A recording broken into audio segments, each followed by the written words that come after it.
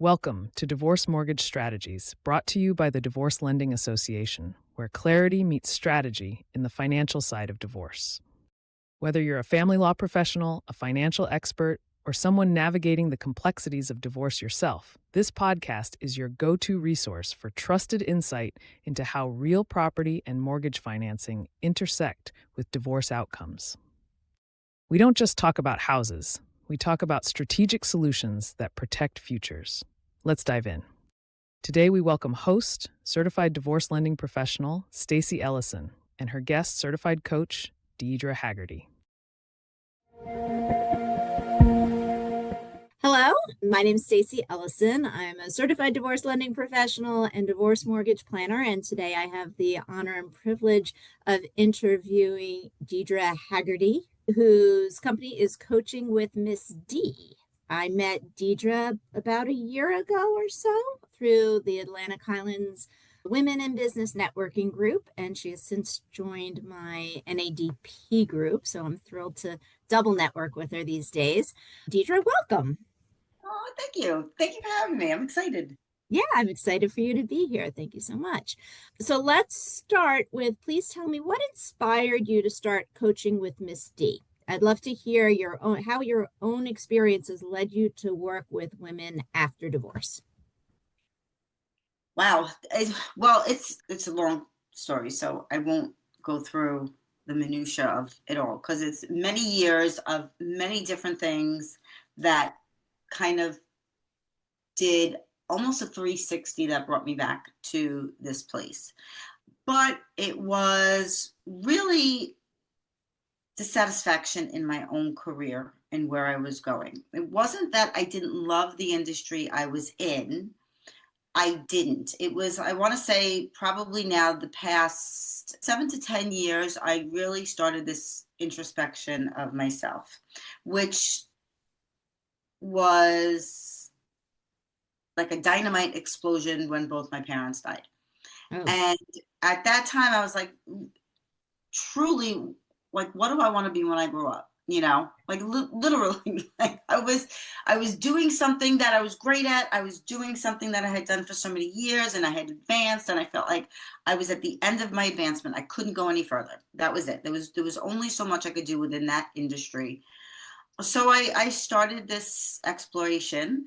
I literally got into that industry, the beauty industry, because I was rebelling against my parents, to be honest with you. That's how it started.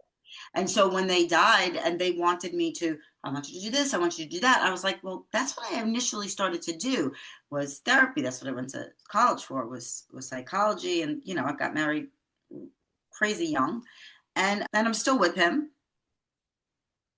Fast forward to when I first went to NADP, my first meeting substituting for our friend. And I'm like, oh gosh, I'm not divorced. Like that was my wedding anniversary. So we were married 30 years that day. And I walked in like, oh goodness, what am I doing here? But you don't have to be divorced to be in the NADP. I know. It's funny because somebody I'm recruiting for it actually I just had to tell them the same thing. I said, yeah, that's how I felt that first day. And my students called me Miss D. And I was coaching them throughout this whole process. As a teacher, as the executive director of the school, I was guiding them. I was coaching them to the next level. Where do you want to go? What do you want to do? And then COVID did disrupt some of my plans a little bit, where one of the positions I was in at that time got reworked into something else. I chose to take that severance and I went back to school. I got my master's degree and I was going to do psychology, but because we were in lockdown, you can't do psychology over Zoom like now we do everything. But at that point, we couldn't do it. So I did English, which was also a passion of mine to be a writer. And then I really loved the online learning experience. I said I'm getting certified as a coach because I felt like that was, at this point now, online therapy, online tools were really growing. And then that's really how it happened. Got certified, took courses, got certified. And Miss D is what my students called me. So awesome. It's just homage to them. Awesome. So when women come to you, do you work exclusively with women? No. Okay. Okay. It initially, that was my goal initially. Then ended up I accept everybody, My goal isn't, to be honest, just divorced women either. The goal was I started women pivoting because I had just gone through all of that. So I really had experience and I suffered a great loss. And divorce is a loss. Even if it's something that somebody initiated, it's still a loss. Sure. There's so many things to unpack with that, And so I suffered a great loss, and my parents dying literally within 2 days of each other, it was traumatic for me. So I used that experience and my own experience of transformation to help other women going through similar traumatic events and pivoting. So that's how it started. But I do see all age groups and genders. Okay, so when someone comes to you, what kind of things are they usually trying to figure out or discover about themselves? That's a great question. And the reason it's a great question is because they don't even know. Well, how do you help them figure it out? So we're talking right now, right? We're having a conversation. I would not be speaking that much during a session. My sessions are 80% listening and 20% asking questions, really. And where their answers take me is how we figure it out. So it's not led by me. Whatever the client happens to bring up at that moment, they may come to me, for instance, I don't know, I'll use an example of somebody who's trying to kind of figure out what they want to do at their job. They want to leave this job. They don't know what they want to do. They had struggles in their previous career path that had created a tremendous amount of anxiety for them. Now they went to therapy, and it's not that I'm not a therapist. I'm not a licensed therapist. It doesn't mean I don't understand psychology. I've even been trained in it, but I'm not a licensed therapist. Therapists are going to deal with the past. They're going to deal with the why. I'm dealing with the now. So those issues may arise during a coaching session, but I'm focused on the now and the future. So if somebody really truly will need a therapist, then I'm going to refer them out. And that has happened before in the past, but sometimes while they're wanting to maybe grow past something else into a different field, it comes about, like with this particular person, they truly loved that initial field they were in and they want to return to it. But for whatever trauma they had during that time, that they're finding it difficult to get back into that. So then it's, okay, so how can we work through this now? What steps can we take to alleviate that anxiety, to have you grow and move forward? And then if they can't do that, then maybe they have to go back to therapy to work on those other issues. So it really is a movement forward. However, sometimes they don't know what that is until they actually sit down. Usually it is, I don't really know what to do. They'll come to me because they have to. I need to grow my business. I need to advance my career. I need to make more money. And as you are aware, in the cases of divorce, where now I'm financially stuck.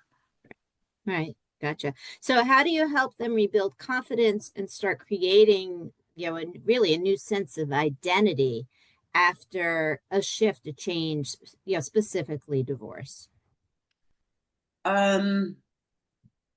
That's also a great question too, because what I would do personally for myself is not necessarily something I would recommend for you or anybody else, because that might not work for you. You might not even be receptive for it.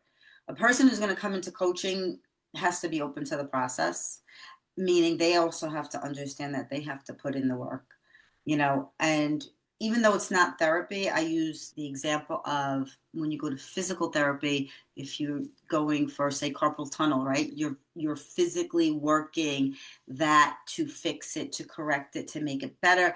It's the same as therapy. It's with the mind. And it's the same as coaching. So now what can we do that's going to help them move forward and gain confidence? And that's something that could be anywhere from journaling to exercise to meditation to doing small steps to get them forward, because they might, the key to coaching is you have the answer inside of you. I'm going to help you pull it out. So now what works best for you? And then let's explore those things together. Yeah, but like you said, you got to put in the work. It's not just a magic pill like, oh, I sit on a Zoom call and all my problems are going to be solved. You got to put in the work to accomplish that. All right. So what do you find most rewarding or maybe most challenging about working with women through the kind of transformation that divorce forces you to go through?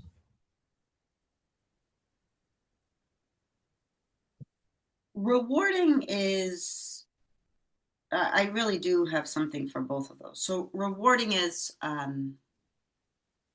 helping people, but especially when they have recognized inside themselves that they have that strength.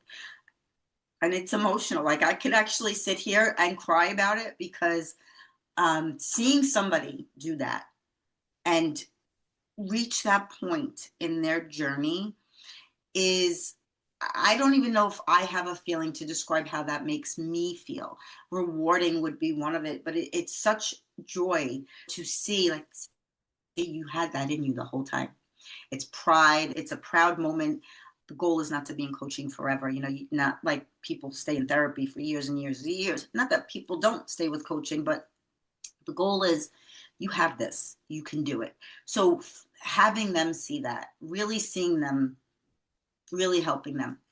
The challenge is, I want to say, and I don't want to pigeonhole a certain age group, especially the age group that I'm in. I don't want to say women in their 50s are stuck, because they're not, because I know many women who are willing to transform and do the work. I find that, especially with divorce, the pain of it all, going through every process, because I'm like one of the last people they would see. Right. At this point. They've gone through the lawyers, the mediators, they've seen you. If that's the route they're going to, maybe they're in therapy. And then by the time they get to me, it's like, just tell me what to do. I'm too old. I'm too old for this. Tell me what to do. And I wish, but that's not your job. Your job isn't to tell them what to do. Exactly. And so that could go two ways, right? That could either be like, well, you know what, coaching isn't for me. They're not open and receptive to it. Or through a session or two or more, I convince them that, well, it's not, like you said, it's not my job. But then how can we help you? What is it that you actually need me to do for you? Because I'm not going to find you the job. Right. I can help you gain the confidence to go get the job. Right. Gotcha. Yeah, it's a lot, because like you said, you want to pull it out of them, but it's not your responsibility. You can't make them do it, and they've got to have the motivation to do it themselves. It's a self-help kind of thing, but having you there to guide and pull it out, I can see how that can be so beneficial, especially after everything that anyone, man or woman, who's gone through a divorce has been through. It's a new life, it's a new adjustment, it's a new way to get a new normal after getting divorced. And I can totally see how you'd be able to help them figure that out. Again, not tell them what to do, but help them figure it out. So that's wonderful. Okay. So I think you already answered this one, but my next question was, how do you see your work fitting alongside others who support divorcing clients, like therapists, financial professionals, or even like me in the mortgage planning? But you kind of already answered that, because you get them afterwards. I do, but I do see, probably through our networking, because obviously being online, being in different groups, doing the podcast that I do, people will reach out. I need this, this, and this. Okay, well, I can recommend, I have a divorce mediator. I have a mortgage specialist. I have this, I have that. So that's probably the best way, because like you said, I'm not getting them until after the fact.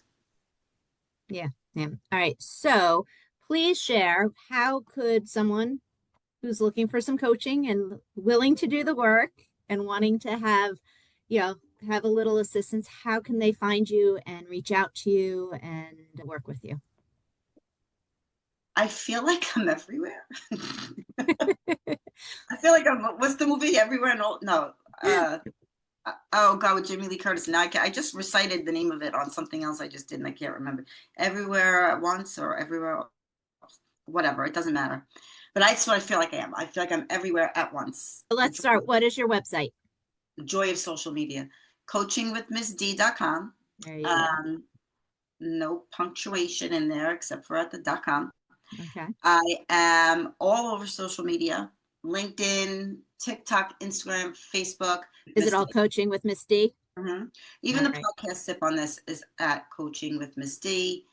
If somebody, even if they weren't sure if coaching was for them, I do a free discovery call. It's free. Everybody says these things are free, but yes, this is absolutely free. It says 15 minutes. No, I don't hang up the phone after 15 minutes and say, no, time's up, and then we'll figure out. Maybe I can help you. Maybe I can't. I'm going to be honest with somebody if I don't think that coaching is for them. I try to be honest with a lot of people. I can't sell them something that I don't think is going to work for them. Yeah. And that comes through with how genuine you are and how honest you are. You're not beating around the bush. You're straight up honest and straightforward. And I think people will appreciate that. Do you work in person? Do you work over Zoom? How do you work with people and what areas do you cover?